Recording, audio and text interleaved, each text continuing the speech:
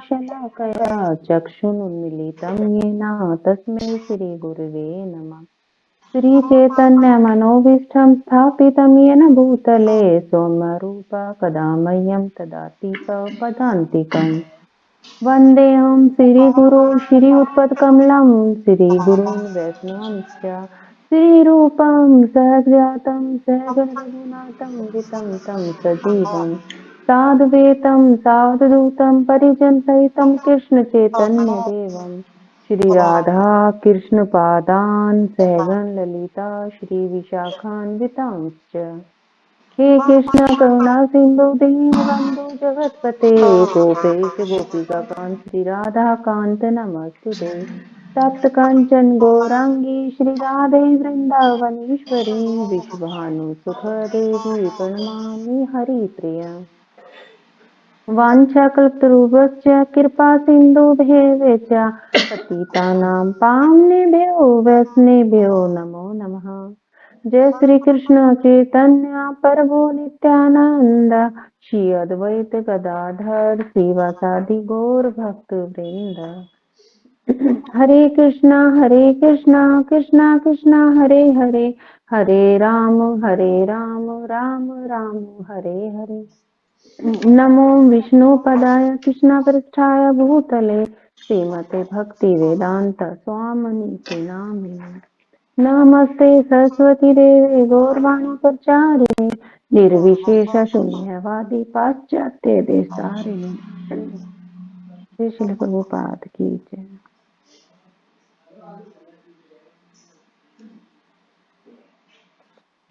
हरे कृष्णा माता जी नमस्ते प्रणाम। एक बार सभी का फिर से स्वागत है। सभी के चरणों में धन्यवाद प्रणाम। हमारी बुक का नाम है आत्मसाक्षात्कार का विज्ञान और यूनिट है 2 और उसका पहला अध्याय है गुरु क्या है और पृष्ठ नंबर है 73। हमें यहाँ से पढ़ना है। माता जी मेरी तैयार तो कुछ ऐसी है, आप ही कर देना, थोड़ा सा कर देती हूँ जो आता है मुझे रीडिंग। कोई नहीं, आप कीजिए माता जी, आप अच्छा करते हैं, ऐसा कुछ नहीं। भगवत गीता 18.66 में श्री कृष्ण, ये कल माता जी ने, कमलेश माता जी ने किया था नहीं, कार्पण्य दोषो अपहत स्वभावा पच्छामि त्वां धर्म सम्मूढ़ चेता यच्छेषाहि मित्रं बोहि तन्मे शिष्यस्ते अहं शादि मां त्वं प्रपन्नम्। इस श्लोक में भगवान अर्जुन से भगवान बता रहे हैं अर्जुन से, अर्जुन पूछ रहे भगवान से कि मैं तो अपना कर्तव्य सब कुछ भूल चुका हूँ, तो आप कृपा करके मुझे उपदेश दें और जो मेरे लिए श्रेष्ठतर है वो मुझे बताएं। तो वो पूरी तरह से भगवान के शरणागत हो गए थे अर्जुन, तो वो उनकी शरण में जाके फिर ये उनसे पूछ रहे थे कि वे मेरे लिए जो सबसे अच्छा है वो मुझे कृपा करके बताएं। अब हमें आगे पढ़ना है। भगवत गीता 18.66 में श्री कृष्ण शिक्षा देते हैं, सर्व धर्मान् परित्यज्य मामेकं शरणं अहं त्वां सर्व पापेभ्यो मोक्षयिष्यामि मां शुचो। सब प्रकार के धर्मों को त्याग कर एक मात्र मेरी शरण ग्रहण करो, मैं संपूर्ण पापों के फल से तुम्हारी रक्षा करूंगा, अतः भयभीत न हो। कोई तर्क करता है कृष्ण कहाँ है, मैं उनकी शरण लूंगा, पर ऐसा नहीं होता। विधि यह है कि पहले हम कृष्ण के प्रतिनिधि की शरण लेते हैं, उसके पश्चात कृष्ण की शरण ली जाती है। इसीलिए कहा गया है कि साक्षात धर्वेतन समस्त शास्त्रे। ये गुरु वंदना में आता है जो हम सुबह गाते हैं, 7वां पैराग्राफ। गुरु भगवान के समान ही है। जब हम गुरु की वंदना करते हैं तब भगवान की वंदना यह सीखना पड़ेगा कि भगवान के प्रतिनिधि के माध्यम से की वंदना किस प्रकार की जाती है। समस्त शास्त्रों में भी गुरु को भगवान के समान स्वीकार किया गया है, परंतु गुरु कदापि यह नहीं कहते मैं भगवान हूँ। शिष्यों का कर्तव्य है कि गुरु का ठीक उसी प्रकार सम्मान करना जैसे सम्मान भगवान का होता है, परंतु गुरु कभी नहीं सोचता मेरे शिष्य मुझे वही सम्मान दें जैसा भगवान को दिया जाता है। अतः मैं भगवान बन गया हूँ। जैसे ही वह इस प्रकार सोचता है वह भगवान के धाम पर कुत्ता बन जाता है। इसीलिए श्री विश्वनाथ चक्रवर्ती ठाकुर कहते हैं किंतु प्रभो प्रियवतस्य, ये भी उसी में ही है, उसी लाइन में, क्योंकि गुरु भगवान के सबसे अधिक अंतरंग दास है, उनका उसी प्रकार आदर किया जाता है जिस प्रकार स्वयं भगवान का। भगवान हमेशा भगवान है और गुरु हमेशा गुरु। शिष्टाचार के अनुसार भगवान सेव्य भगवान है और गुरुदेव सेवक भगवान। अतः गुरु को प्रभुपाद कहा जाता है। प्रभु का अर्थ है स्वामी तथा पाद का अर्थ है स्थिति होता है। अतः प्रभुपाद का अर्थ है जिन्होंने प्रभु की स्थिति ले ली है। इसका तात्पर्य वही है जो साक्षात द्वैतवेना समस्त शास्त्र का है। तो हमें इसी श्लोक में यही बताया है कि माता जी की हमें सभी प्रकार के धर्मों को त्याग कर एक भगवान, मात्र भगवान की शरण में ही जाना चाहिए। जैसे कि बहुत सारे संस्थाएं, बहुत सारे धर्म है, पर जैसे ये देवता वगैरह भी हैं, तो इनको हमें सब छोड़कर एक मात्र भगवान की शरण ग्रहण करनी चाहिए। वो हमारे सब पापों से रक्षा करेंगे और हमारी भक्ति को भी आगे बढ़ाएंगे और फलों से हमारी रक्षा करेंगे। और अतः हमें किसी चीज का डर भी नहीं रहेगा। और जैसे कि कोई हमसे तर्क भी करते हैं कि कहाँ है कृष्ण, हमें तो दिखाई नहीं देते, मैं उनकी शरण कैसे लूंगा। तो जैसे कि हमें हवा भी दिखाई नहीं देती लेकिन हम उसे महसूस करते हैं, इसी प्रकार भगवान है। वो ऐसे तो दिखाई नहीं देंगे कि भाई ऐसे हमारे सामने आ गए, वो किसी भक्त के रूप में ही हमें दिखाई देंगे जो जो भगवान के प्रतिनिधि होते हैं। पर ऐसा नहीं होता कि विधि, तो यही है कि हमें अगर भगवान के दर्शन करने हैं, भगवान की शरण में जाना है, तो पहले हमें गुरु मतलब गुरु की शरण में जाना पड़ेगा, क्योंकि वो भगवान के प्रतिनिधि होते हैं। गुरु जो पहले हमें उनकी शरण लेनी पड़ेगी, वो ही हमें भगवान के पास जाने का रास्ता बताएंगे। जैसे कि इसमें उन प्रभु जी ने एग्जाम्पल देके बताया था कि हमारे जैसे भौतिक संसार में प्रतिनिधि जैसे नरेंद्र मोदी है, उनके बहुत सारे नीचे काम करने वाले होते हैं, तो उनको प्रतिनिधि बोलते हैं। जैसे भाई मुख्यमंत्री हो, पानी बिजली बिल के मंत्री वगैरह होते हैं।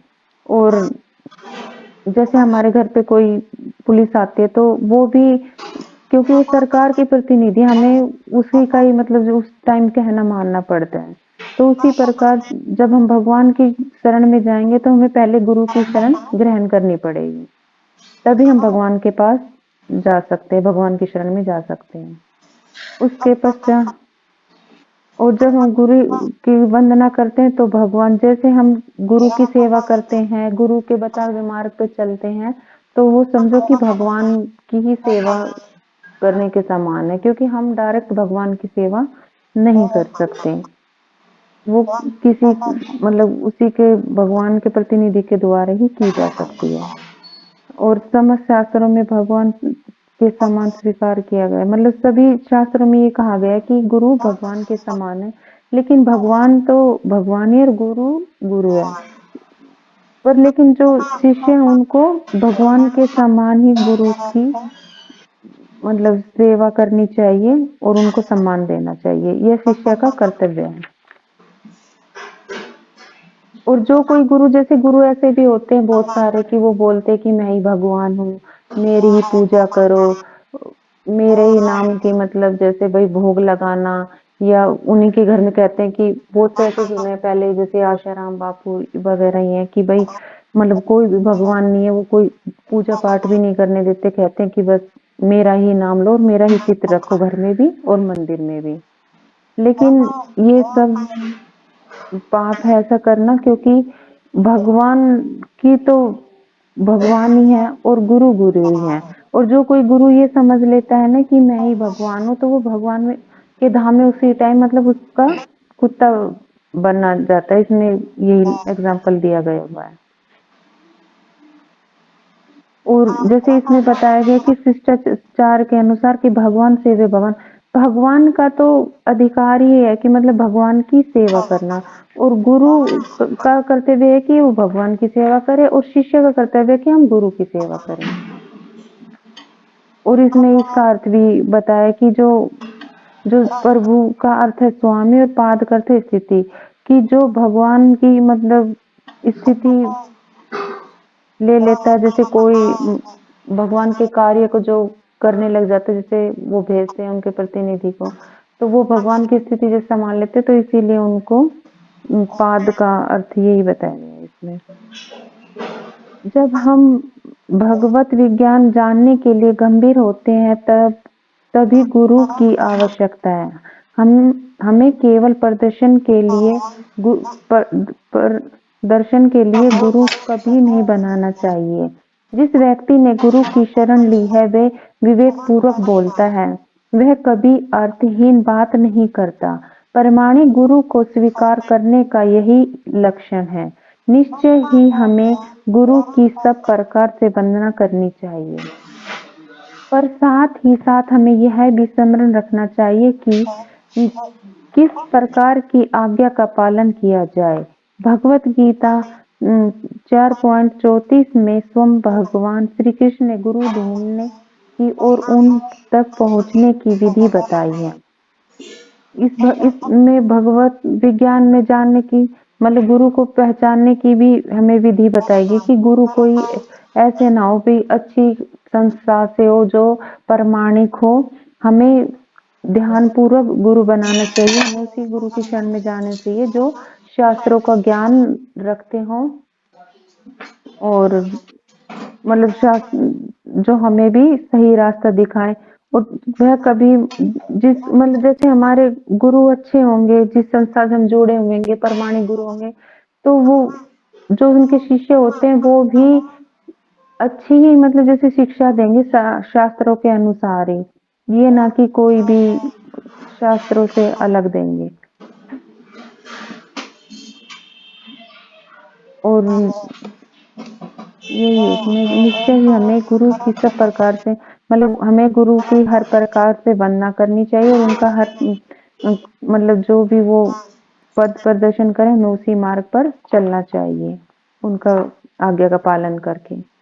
और भगवत गीता में ये बताया गया कि इस श्लोक में कि हमें गुरु का चयन कैसे करना चाहिए, और हमें गुरु की बातों को कैसे ध्यान से सुनना चाहिए, और उन पर कैसे अनुसरण करना चाहिए, ना कि अनुकरण। तद्विधि प्रणिपातेन परिपर्शन सेवया उपदक्षन्ति ते ज्ञानं ज्ञाने तत्वदर्शन।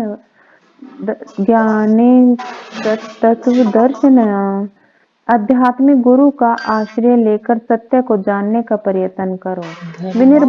विनम्र भाव से गुरु से प्रश्न करो और उनकी सेवा करो। आत्मज्ञानी तुम्हें ज्ञान दे सकते हैं, क्योंकि वे सत्य को जानते हैं।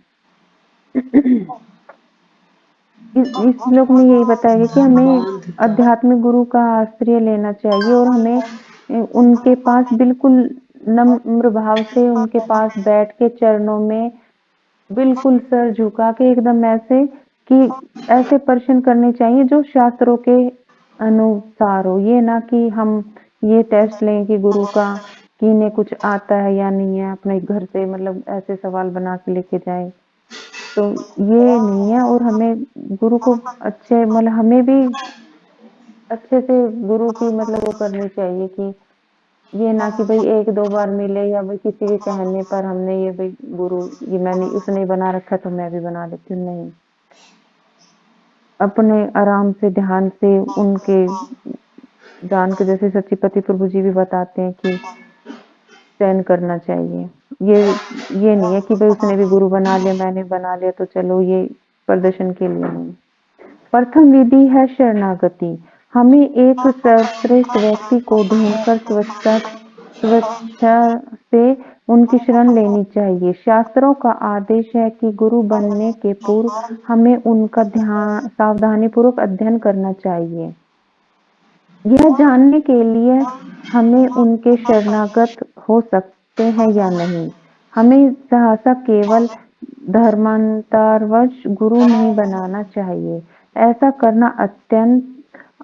करना अत्यंत है कि गुरु को भी उस व्यक्ति का अध्ययन करना चाहिए जो उनका शिष्य बनना चाहता है, कि वह शिष्य होने के योग्य है अथवा नहीं। गुरु और शिष्य के बीच इसी विधि से संबंध स्थापित होता है। प्रत्येक वस्तु दी हुई है, परंतु हमें विधि का गंभीरता पूर्वक पालन करना है, तभी हम योग्य शिष्य बनने के लिए प्रशिक्षित किए जा सकते हैं। सर्वप्रथम हमें योग्य गुरु ढूंढना चाहिए, फिर उनसे संबंध स्थापित करके उनका अनुसरण करना चाहिए। इसके पश्चात ही हमारा जीवन सफल होगा, क्योंकि गुरु अंधकार में पड़े सच्चे शिष्य को प्रकाश दे सकते हैं।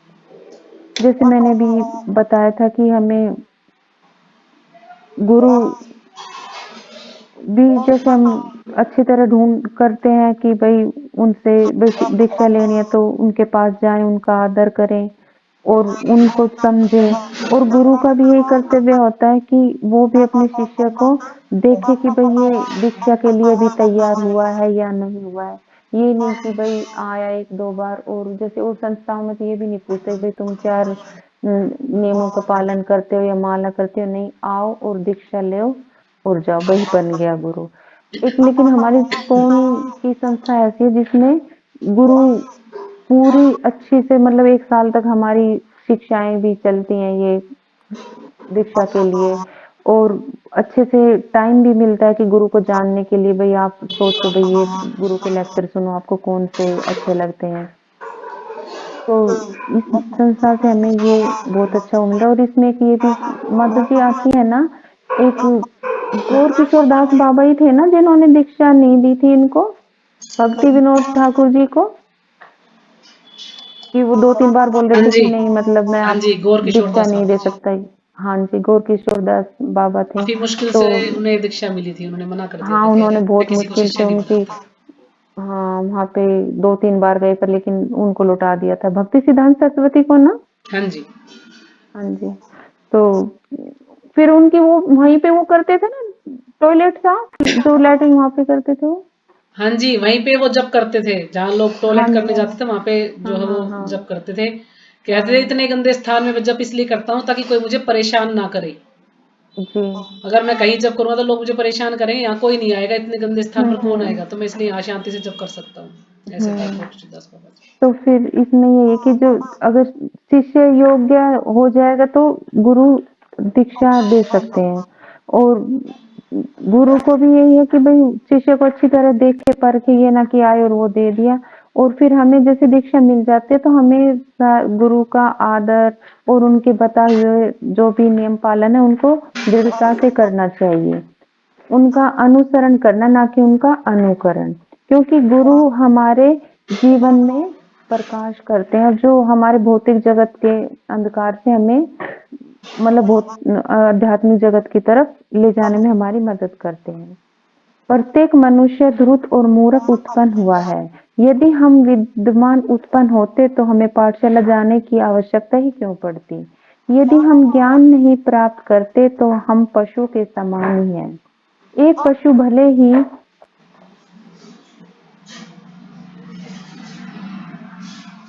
यदि हम ज्ञान नहीं प्राप्त करते तो पशुओं के समान ही है। एक पशु भले ही कहे कि ग्रंथों की कोई आवश्यकता नहीं है और वह गुरु बन चुका है, परंतु विज्ञान और दर्शन शास्त्र के प्रमाणिक ग्रंथों के अध्ययन के बिना कोई किस प्रकार ज्ञान प्राप्त कर सकता है। लिया चल। हम्म, बुद्ध गुरु इन विषयों से दूर भागने का प्रयत्न करता है। हमें अवश्य ही यह समझना चाहिए कि हमें सब दुरुस्त और मूर्ख उत्पन्न हुए हैं तथा हमें ज्ञान रूपी प्रकाश की आवश्यकता है। हमें ज्ञान प्राप्त करके अपनी जीवन की पूर्ण बनाना है। यदि हम अपने जीवन को पूर्ण नहीं बनाते तो निश्चय ही यह हमारी पराजय है। और यह पराजय क्या है? यह पराजय है अस्तित्व के लिए संघर्ष। हम श्रेष्ठ जीवन, उच्चतर स्थिति इत्यादि पाने का प्रयत्न कर रहे हैं और इस प्रयत्न में हम अत्यधिक कठिन संघर्ष कर रहे हैं, परंतु हमें वास्तविक उच्चतर स्थिति के विषय में कोई ज्ञान नहीं है। इसमें ये है कि माता जी की मनुष्य मूर्ख तो है, जैसे मूर्ख कह देते पागल है, पर लेकिन अगर सभी विद्वान होते तो स्कूल और ये कॉलेज वगैरह खोलने की क्या जरूरत पड़ती? अगर सभी विद्वान पैदा होते, ये हमारे ज्ञान के लिए है। अगर हम जैसे स्कूलों में तो भौतिक ज्ञान और मंदिरों में जाके और हम ग्रंथ पढ़ के हम आध्यात्मिक ज्ञान प्राप्त कर सकते हैं। अगर हम ये ज्ञान ना प्राप्त करें, हमें कोई दे रहा है जैसे, तो अगर हम उसको ना जाने, ना प्राप्त करें तो हम पशु के समान हैं। जैसे एक पशु है, वो नहीं जान सकता कि भाई भक्ति हमें कैसे करनी है, ग्रंथ हमें कैसे पढ़ना है, हमें भगवान तक कैसे जाना है, हमें गुरु कैसा बनाना है। लेकिन जब हम मनुष्य जीवन हमें प्राप्त हुआ है तो ये हमें अवश्य ये कार्य करने चाहिए। हमें ज्ञान, भगवान को जानने के लिए हमें ज्ञान भी प्राप्त करना चाहिए, भक्ति भी प्राप्त करनी चाहिए। तो ये सब हम ग्रंथों से और अपने गुरुजनों से और अपनी प्रमाणिक गुरुओं से और परंपरा से ही जान सकते हैं, वैष्णवों से। और जैसे कि इसमें ये बताया गया है कि हम जीवन में उच्चतर से उच्चतर मतलब संघर्ष करते हैं अपने जीवन में, अच्छे से अच्छे प्रयत्न करते हैं कि हमें इतना संघर्ष करते हैं जैसे कमाने के लिए भौतिक जगत में, कि पैसे के लिए भाई दिन रात नौकरी करना, या पढ़ाई के लिए कि पैसे आएंगे तो घर बनेगा या गाड़ी आएगी या कुछ भी होगा। लेकिन हम भौतिक जगत के लिए कुछ संघर्ष नहीं करते, लेकिन ये हमारे किसी काम का भी नहीं है कि ये हमारे साथ जाएगा, या इससे हमारा पूर्ण जीवन नहीं होता। हमारे जो ये जान लेते कि सर्वोच्च जीवन या स्थिति क्या है, वो भगवान को पाना है, हम भगवान के दास हैं। हमारा सिर्फ यही एक कठिन संघर्ष होना चाहिए कि हमें भक्ति कैसे करनी है और हमें भगवान के धाम पर जाना है। उसका सही रास्ता हमें कहाँ से मिलेगा? वो हमें शास्त्रों से और गुरुजनों से मिलेगा। इस संसार में तो जो भी हमारी स्थिति है उसे अवश्य ही त्यागना चाहिए, चाहे हमारी अच्छी स्थिति हो अथवा बुरी। दोनों ही दिशाओं में हम यहाँ संसार में बने नहीं रह सकते।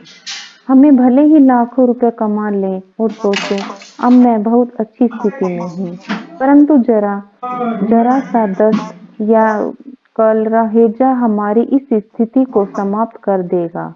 यदि बैंक नष्ट हो जाए तो हमारी अच्छी स्थिति भी समाप्त हो जाती है। तो इस प्रकार वास्तव में इस भौतिक जगत में कोई भी स्थिति अच्छी नहीं है। यह संसार का स्वांग है। जो लोग इस संसार में श्रेष्ठ स्थिति पाने का प्रयत्न करते हैं, वे अंत में पराजित हो जाते हैं, क्योंकि यहाँ कोई श्रेष्ठ स्थिति है ही नहीं। भगवत गीता 14.26 दर्शाती है कि श्रेष्ठ स्थिति क्या है। तो इसमें ये है कि जो भी हम जैसे हम कह देते हैं कि हम इस संसार में बहुत अच्छे हैं, तो हमारी स्थिति अवश्य ही मतलब कैसी भी है, लेकिन हम इस संसार में नहीं बने रह सकते, चाहे हम कितने भी, अभी बताया था मैंने कि लाखों रुपए कमाए चाहे कुछ भी। पर लेकिन हमें एक बार भी जैसे थोड़ा सा भी कुछ दस्त या हैजा हो जाए तो हमारी स्थिति ऐसी हो जाएगी कि जैसे आज मरे या कल, हमारे बैंक में एक भी पैसे ना रहे तो तो हमारी बिल्कुल कंगाल हो जाएँगे माता जी। घर का खर्च कैसे चलेगा? बैंक बैलेंस सफा हो जाएगा तो। तो मतलब इन स्थितियों में भी हम खुश नहीं है, और है तब भी, और नहीं है ये नहीं कि हमारे पास पैसे हैं तो भी हम खुश हैं, नहीं।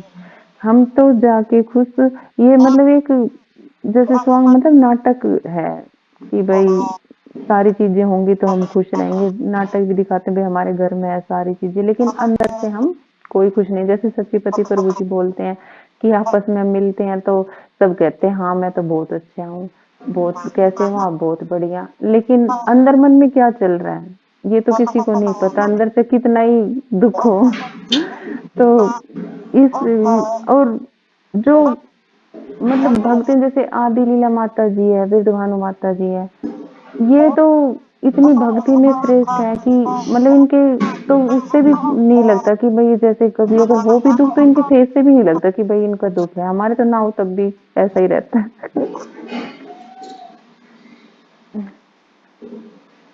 ये श्लोक है 14.26। माम मामोचयो अधिचारणे भक्ति योगिने सेवता से गुणा सन्मति यतो ब्रह्म भूया कल्पते। जो मनुष्य पूर्ण रूप से अभिचारिणी अनन्य भक्ति के द्वारा आध्यात्मिक कार्यकलापों में लगता है, वह अविलंब भौतिक प्रकृति के गुणों को पार करके ब्रह्म भूत स्तर पर प्राप्त करता है। यह कोई ऐसा विज्ञान है, क्या कोई ऐसा विज्ञान है जो हमें यह ज्ञान दे जिससे कि हम अमर बन सकें? हाँ, हम अमर बन सकते हैं, पर भौतिक दृष्टिकोण से नहीं। हम यह ज्ञान तथाकथित विश्वविद्यालयों में नहीं प्राप्त कर सकते, किंतु वैदिक ग्रंथों में यह ज्ञान है जिसके द्वारा हम अमर बन सकते हैं, और अमरता हमारी श्रेष्ठतर स्थिति है, न कि जन्म, न स्थिति, न और जन्म, न और मृत्यु, न और वृद्धावस्था, और न और रोग। इस प्रकार गुरु एक अत्यधिक भगवान महान उत्तरदायित्व स्वीकार करते हैं। उन्हें अपने शिष्य का अवश्य ही मार्गदर्शन करना चाहिए और उसे पूर्ण स्थिति अर्थात अमरता प्राप्त करने का उपयुक्त अधिकारी बनाने के योग्य बनना चाहिए। गुरु को इतना निपुण अवश्य होना चाहिए कि वे शिष्य को अपने घर भगवान के धाम में वापस ले जा सके। तो इसमें यही है माता जी की भगवान बोल रहे हैं कि सब कुछ छोड़ छाड़ के एक मेरी जो अनन्य भक्ति करता है वो सीधे मेरे मतलब बिना रुके किसी भी कोई भी स्टॉप नहीं आएगा बीच में, सीधे दौड़े चला जाएगा अगर भगवान की शुद्ध भक्ति तहे दिल से करता है वो, और किसी की नहीं करता। देवी देवते जैसे भगवान, ये जो शेरा वाली वगैरह माँ, तो वो सीधे जो भगवान को अपना जीवन अर्पण कर देता है वो सीधे भगवान के धाम में जाता है बिना रुके कहीं भी। और इसमें मतलब अमर बनने की तो ये आध्यात्मिक उसमें ही बताई गई, ना ये किसी कॉलेज में ना स्कूल में कि विश्वविद्यालय में कि हमें अमर कैसे बनना है। तो अमर का मतलब तो इसमें यही बताया गया ना माता जी, जैसे हम जन्म मृत्यु के इससे बच जाएंगे तो फिर हमारा नहीं कभी जन्म होगा नहीं कभी मृत्यु होगी, तो फिर हम अमर ही रहेंगे भगवान के धाम में जाके। इसका तो मीनिंग यही होगा यहाँ पे। और ना हमें कोई रोग होगा ना बुढ़ापा, जब हमारा जन्म मृत्यु नहीं होगा तो ना हम बूढ़े होंगे ना हमें कोई रोग होगा। तो इसमें यही है कि और गुरु भी हमारे ऐसे होने चाहिए कि इतना महान इतना उत्तरदायित्व संभाल ले कि अपने शिष्य को, जैसे प्रभुपाद बोलते थे कि आप 4 नियमों का पालन करोगे तो आप भगवान धाम जाने से कोई नहीं रोक सकता, क्योंकि बैक डोर की चाबी मेरे पास है। लेकिन आप शुद्धता से 4 नियमों का पालन करना, 16 जप मतलब माला, और नशे की चीजें चाहे कॉफी, और अवैध संबंध, और मांसाहार। जो इन 4 नियमों को दृढ़ता से पालन कर लेता वो भगवान के धाम अवश्य जाएगा। हरे कृष्णा माता जी, दंडवत जी, प्रणाम, हरे सभी के कृष्णा। चरणों में दंडवत प्रणाम। हाँ जी, प्रणाम माता जी। एक बार और सब माता जी अनम्यूट करके आप कर माता जी दो। का धन्यवाद करेंगे हरे कृष्ण महामंत्र बोल के। माता जी ने हरे इसको अच्छे से कृष्णा समझाने का हरे प्रयास किया। कृष्णा हरे कृष्णा कृष्णा कृष्णा हरे हरे कृष्णा हरे, कृष्णा हरे कृष्णा हरे, हरे हरे हरे, राम, हरे राम राम हरे राम, राम, हरे राम हरे। राम हरे हरे कृष्णा हरे। माता जी, दंडवत प्रणाम। हाँ जी, प्रणाम आप सभी को। तो वैसे तो माता जी ने अच्छे से समझा ही दिया है, सबको समझ भी आ गया होगा, लेकिन जैसे कि मैं हर बार 10 मिनट बोलती हूँ, मुझे बोला गया है तो मैं बोलती हूँ, जो भी थोड़ा बहुत कुछ कमी लगे तो आप बता देना। तो आज हमने श्लोका किया है, सर्वधर्मान् परित्यज्य मामेकं शरणं व्रज अहम तो हम सर्व पापेभ्यो मोक्ष्यामि मा शुचः। तो मैं भगवान कह रहे हैं कि सब प्रकार के धर्मों को त्याग कर एकमात्र मेरी शरण ग्रहण करो, मैं संपूर्ण पापों के फल से तुम्हारी रक्षा करूंगा, अतः भयभीत न हो। अब इतने सारे धर्म हैं, कोई मुस्लिम है, कोई ईसाई है, कोई सिख है, हिंदू है ना, कोई कुछ बना हुआ है, लेकिन प्रपात जी ने, हमने बहुत पहले पढ़ा था कि ये सब क्या है, ये विश्वास है, ये धर्म नहीं है। धर्म तो सिर्फ एक ही है, वो है सनातन धर्म। लेकिन सब लोगों ने अपने अपने, जैसे जिसका जिसमें मन है, कोई शिव जी को पूजता है, कोई देवी को पूजता है, कोई जैसे मुसलमान है वो कुरान को पढ़ते हैं, कोई बाइबल पढ़ते हैं, तो सबका अलग अलग है, जिसको जो अच्छा लगता है वो उसी प्रकार से उसको करता है। तो भगवान का यहाँ कहने का अर्थ यही है कि हम सब सारे धर्मों को छोड़कर केवल सिर्फ कृष्ण की शरण में चले जाएं, हम सिर्फ कृष्ण की भक्ति करें, अनन्य भक्ति करें कृष्ण की, तो हम जो है, भगवान हमें सारे धर्मों के जो भी पाप फल हैं, जो भी है, उन सब से हमें मुक्त कर देंगे। तो हमें डरना नहीं चाहिए, भगवान की शरण ग्रहण करनी चाहिए। यदि हम कृष्ण की शरण ग्रहण कर लेते हैं तो हमें जो भी हमारे पाप पुण्य जो भी कुछ है, हम सबसे भगवान हमें मुक्त कर देंगे। हमें और किसी देवी देवता की या किसी की भी पूजा करने की आवश्यकता नहीं है, क्योंकि जैसे हम एक श्लोक पढ़ते हैं ना, उसमें भगवान बताते हैं कि जो देवताओं की पूजा करता है देवलोक जाता है, जो भूतों की पूजा करता है वो भूतों के लोक में जाएगा, जो क्या नाम है, जो पूर्वजों को पूजता है, जो पितरों को पूजता है वो पितरों के लोक में जाएगा, लेकिन जो मेरी पूजा करता है वो मेरे धाम आएगा। तो इसलिए हम किसकी भी पूजा कर ले, कोई कुछ असुरों की पूजा करते हैं तो असुरों के लोक में जाएंगे। इस तरह से हमारी क्या है, मुक्ति नहीं हो सकती। अगर हम अलग अलग देवी देवताओं को या इन सबको पूजते हैं तो मुक्ति नहीं होगी, हमें फिर से जन्म लेना पड़ेगा, फिर वही जन्म मृत्यु के चक्कर में फंस जाएंगे। लेकिन यदि हम भगवान की भक्ति करते हैं, भगवान का नाम जपते हैं, तो हम फिर मुक्त हो जाएंगे। कहते हैं जैसे ही व्यक्ति कृष्ण भावनाभावित हो जाता है, कृष्ण से जुड़ता है, तब से ही समझ लो कि वो मुक्त हो जाता है, वो मुक्त के धरातल पर आ जाता है।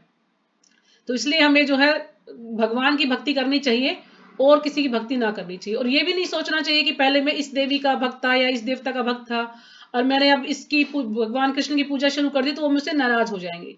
देवी देवता कभी हमसे नाराज नहीं होते, क्योंकि वो स्वयं जो है भगवान श्री कृष्ण के शुद्ध भक्त हैं।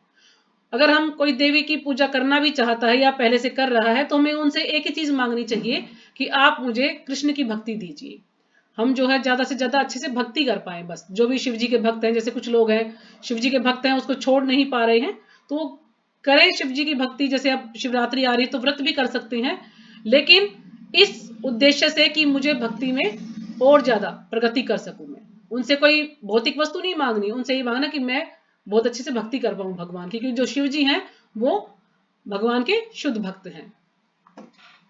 तो इसलिए हमें जो है सिर्फ कृष्ण की भक्ति करनी है। जैसे यहाँ पर बता रहे हैं कि जो भक्त गुरु है वो कौन है, वो कृष्ण के प्रतिनिधि हैं। तो गुरु हमें जो है रास्ता दिखाते हैं कि हम भगवान तक कैसे पहुंच सकते हैं। जैसे इसमें बता रखा कि इसलिए यह कहा गया है कि साक्षात धरित्वेना समस्त शास्त्रे। हम सुबह जब मंगल आरती करते हैं तो उसमें लाइन आती है ना, तो ये लाइन इसमें दी गई है। तो इसका अर्थ है कि गुरु भगवान के समान ही है, यानी गुरु भगवान के समान ही है। हम जो है गुरु वंदना करते हैं, कहते हैं ना वंदे गुरु श्री चरणा रविंदा, तो गुरु की वंदना करते हैं, लेकिन वो कृष्ण की ही वंदना होती है। अगर हम गुरु, कभी भी हमें ये नहीं कहेंगे कि मैं भगवान हूं मेरी भक्ति करो, मेरी पूजा करो, सेवा करो, लेकिन हमें जो है गुरु की हमेशा भगवान की तरह से ही उनको सम्मान देना चाहिए, उनकी सेवा करनी चाहिए।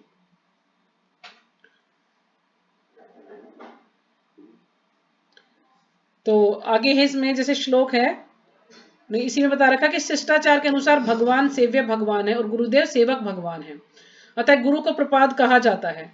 तो जैसे अब प्रपाद हम बोलते हैं बार बार प्रपाद, तो उसमें अर्थ बताया कि प्रभु का अर्थ है स्वामी और पाद का अर्थ है स्थिति। होता है प्रपाद का अर्थ है जिन्होंने प्रभु की स्थिति ले ली है, यानी जिन्होंने जो जो भगवान की जो स्थिति है वो गुरु ने ले ली है। यानी गुरु का यदि हम उंगली पकड़ के चलेंगे तो हम जो है गुरु हमें रास्ता दिखाएंगे तो हम भगवान के धाम चले जाएंगे। तो गुरु ही है जो हमें भगवान तक पहुंचाने का मार्ग दिखाते हैं, और कोई नहीं दिखाएगा। हम अपने आप सोचे कि हम सब कुछ पढ़ के अपने आप जो है भगवान तक चले जाएंगे, ऐसा नहीं हो सकता। कोई ना कोई हमें गुरु चाहिए जो कि हमें भगवान तक जाने का रास्ता बताए। और फिर हमें गुरु जब बनाना चाहिए जब हम गंभीर हो भक्ति में, कि हमें अब गुरु बनाने की आवश्यकता, हम गुरु बनाए। हम जो है ऐसे ही गुरु ना बना ले कि हमें कोई अर्थ तो पता नहीं है कि गुरु क्यों बनाना चाहिए, बस हम उसने गुरु बना लिया तो मैं भी गुरु बना लूं, नहीं, ऐसा नहीं होना चाहिए।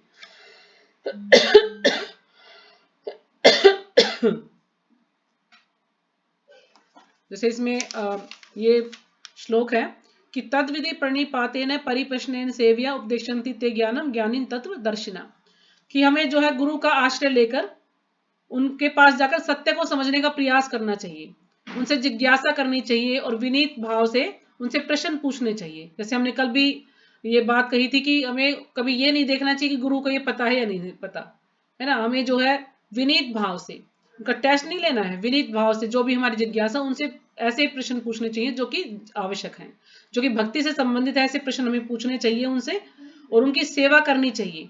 पहले हम गुरु से जिज्ञासा करें, विनीत होकर प्रश्न पूछें, उनकी जो है सेवा करें, फिर गुरु जो है हमें सत्य के दर्शन करा सकते हैं, क्योंकि उन्होंने सत्य का दर्शन किया है। सत्य का दर्शन यानी उन्होंने भगवान के दर्शन किए हैं, भगवान के बारे में उनको ज्ञान है, तो वो भी हमें वही सही ज्ञान जो प्रमाणिक गुरु के द्वारा मिल रहा है वो हमें अच्छे से दे सकते हैं।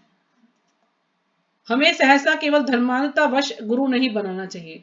धर्मांधतावश यानी धर्म में अंधश्रद्धा, कि भाई कुछ लोगों की जैसे धर्म में बहुत अंधश्रद्धा होती, बहुत ज्यादा श्रद्धा होती, चाहे वो धर्म सही है या नहीं है, कि हम जैसे समाज में चल रहा है, सभी लोग गुरु बना रहे हैं तो हम भी क्यों ना गुरु बना ले, जैसे फैशन चल रहा है गुरु बनाने का।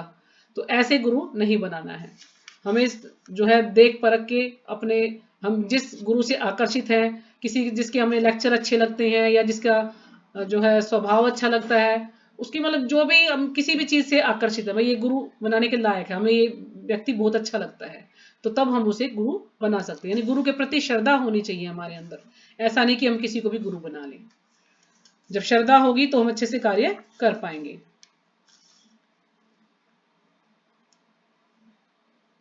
गुरु को भी उस व्यक्ति का अध्ययन करना चाहिए जो उनका शिष्य बनना चाहता है, कि वह शिष्य होने के योग्य है अथवा नहीं।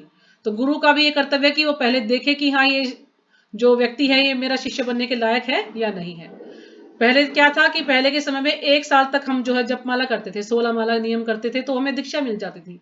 लेकिन अभी इस्कॉन वालों ने थोड़ा स्ट्रिक्ट कर दिया है। क्यों? क्योंकि लोग क्या करते हैं, बस माला करते हैं, ना शास्त्रों को पढ़ते हैं, ना नियमों को अच्छे से निभाते हैं, और बस दीक्षा ले लेते हैं। दीक्षा लेने के बाद तो बिल्कुल ऐसा हो जाता है जैसे सब कुछ मिल गया, कुछ करने की आवश्यकता ही नहीं है।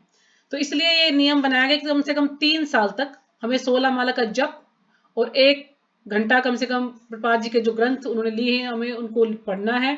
और 4 नियम, कि हमें कोई मांसाहार नहीं करना है, कोई नशा नहीं करना है, जुआ नहीं खेलना है, और अव्यभिचार नहीं करना है, यानी किसी और स्त्री या पुरुष के साथ संबंध नहीं बनाना है।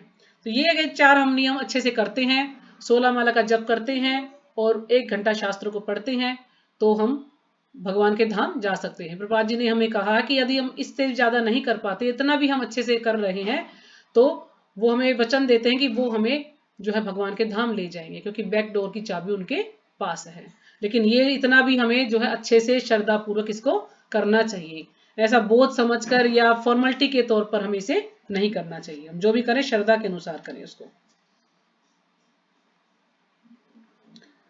प्रत्येक मनुष्य धूर्त और मूर्ख उत्पन्न हुआ है। यदि हम विद्वान उत्पन्न होते तो हमें पाठशाला जाने की आवश्यकता क्यों पड़ती?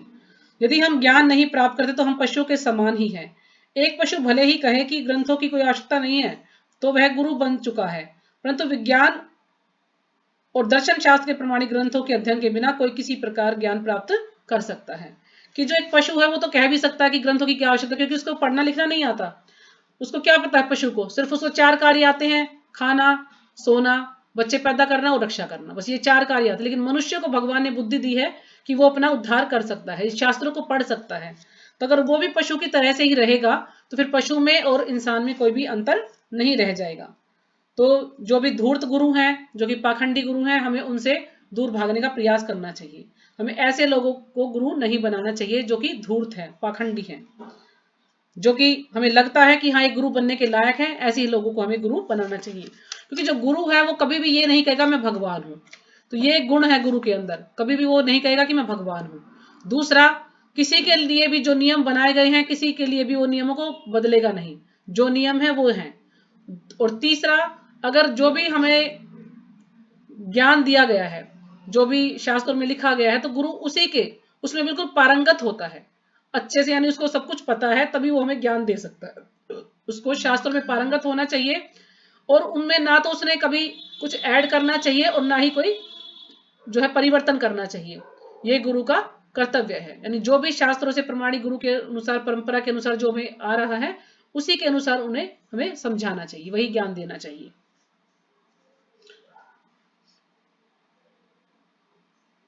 आगे है जैसे कि इस संसार में जो भी हमारी स्थिति है उसे अवश्य ही त्यागना चाहिए, चाहे हमारी स्थिति अच्छी हो या बुरी हो, दोनों ही दशाओं में हम यहाँ संसार में बने नहीं रह सकते। जैसे यहाँ प्रभा जी उदाहरण दे रहे हैं बैंक का, कि चाहे हमारे पास कितना ही धन हो, हम सुखी नहीं हो सकते।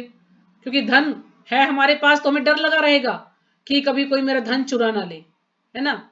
जब मेरे पास गहने हैं तो कोई चुरा ना ले, हमें हमेशा डर रहेगा, हम सुखी नहीं रह सकते हैं।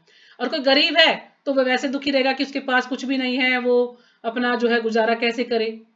तो हर व्यक्ति दुखी है, चाहे उसके पास परिस्थिति अच्छी है चाहे परिस्थिति बुरी है, लेकिन वो दुखी है। कोई ये नहीं कह सकता कि मैं सुखी हूं, भले ही वो ऊपरी मन से कह देगा कि मैं सुखी हूं, लेकिन अंदर से वो दुखी ही रहता है। कोई सुखी नहीं हो सकता जब तक कि भगवान से नहीं जुड़ सकता। जब हम भगवान से जुड़ जाते हैं, हम भगवान से प्रेम करना सीख जाते हैं, तो हम औरों से भी प्रेम कर सकते हैं। लेकिन हम भगवान से प्रेम नहीं करते तो फिर हम औरों से भी प्रेम नहीं कर सकते, औरों को भी हम संतुष्ट नहीं कर सकते हैं। लेकिन यदि हम भगवान को संतुष्ट कर लें तो फिर हम औरों को भी संतुष्ट कर सकते हैं। अगला श्लोक है इसमें कि माम च यो अव्यभिचारेण भक्ति योगेन सेवते स गुणान समतीतयतान ब्रह्म भूयाय कल्पते। जो मनुष्य पूर्ण रूप से अव्यभिचारिणी अनन्य भक्ति के द्वारा आध्यात्मिक कार्यकलापों में लगता है, वह अविलंब भौतिक प्रकृति के गुणों को पार करके ब्रह्मभूत स्तर प्राप्त करता है। तो भगवान यहाँ पर कह रहे हैं कि अव्यभिचारिणी भक्ति, यानी बिल्कुल भगवान की ही भक्ति करनी है, हमें अनन्य भक्ति करनी है। अनन्य का मतलब कोई और नहीं, सिर्फ भगवान ही, कृष्ण की भक्ति करनी है, और किसी देवी देवताओं की या किसी और भगवान की हमें भक्ति नहीं करनी है। हमें सिर्फ भगवान कृष्ण की ही भक्ति करनी है। तो फिर हम क्या है, हम धीरे धीरे क्या होगा कि अविलंब भौतिक प्रकृति गुणों को पार करके, हम बिना कोई विलंब किए, भौतिक गुण है जो 3 प्रकार के गुण है, सतो रजो तमो, इन तीनों गुणों को पार करके ब्रह्मभूत स्तर तक हम पहुंच सकते हैं, यदि हम भगवान कृष्ण की ही भक्ति करते हैं। तो फिर यहाँ पर कह रहे हैं कि हाँ हम अमर बन सकते हैं, पर भौतिक दृष्टिकोण से नहीं। कोई भी व्यक्ति अमर नहीं है, लेकिन आत्मा क्या है, आत्मा अमर है। तो आत्मा अमर ही है, ना उसको काट सकते हैं, ना पिघला सकते हैं, ना जला सकते हैं, तो आत्मा हमेशा अमर होती है। लेकिन यदि हम भगवान की भक्ति करते हैं, भगवान के धाम जाते हैं, तो हमें जन्म मृत्यु के चक्र में नहीं फंसना पड़ेगा, तो फिर हम अमर ही बन जाते हैं। अब कोई ये कहे कि नहीं मैं इस भौतिक संसार में अमर बन जाऊं, मेरी मृत्यु ना हो, तो ऐसा संभव नहीं है। मृत्यु हर व्यक्ति की निश्चित है, सभी की मृत्यु होगी। फिर जैसे इसमें आगे था कि गुरु को इतना निपुण अवश्य होना चाहिए कि वे शिष्य को अपने घर भगवान के धाम में वापस ले जा सके। यानी गुरु ऐसा होना चाहिए, गुरु का कर्तव्य है ये, कि कहते हैं कि शास्त्रों में कहा कि जब तक माता पिता को माता पिता नहीं बनना चाहिए, जब तक वो अपने बच्चे को भगवान से ना जोड़ सके, उसको भगवान के बारे में ज्ञान ना दे सके, भक्ति से ना जोड़ सके, तो उसे माता पिता नहीं बनना चाहिए। और गुरु को तब तक गुरु नहीं बनना चाहिए जब तक वो अपने शिष्य को भगवान तक पहुंचने का मार्ग ना दिखा सके, उसको जो है भगवत धाम ना ले जा सके, तो तब तक मुझे गुरु नहीं बनना चाहिए। तो इसलिए गुरु हमेशा निपुण यानी उसको कुशल होना चाहिए कि वो अपने शिष्यों को भगवान के धाम ले जा सके, उनको इस प्रकार से ज्ञान दे सके कि जितने भी शिष्य हैं वो भगवान के धाम जा सके। यानी उनको जो बिल्कुल परंपरा के द्वारा जो ज्ञान है, वो जो सही उचित ज्ञान है, वो उनको देना चाहिए, ताकि वो अच्छे से भगवान का नाम ले सके और अपना उद्धार कर सके। तो ठीक है माता जी, यहीं पे विराम करते हैं। जी माता जी, आपका बहुत बहुत धन्यवाद बहुत इतने अच्छे प्रणाम। से। एक बार सभी माता जी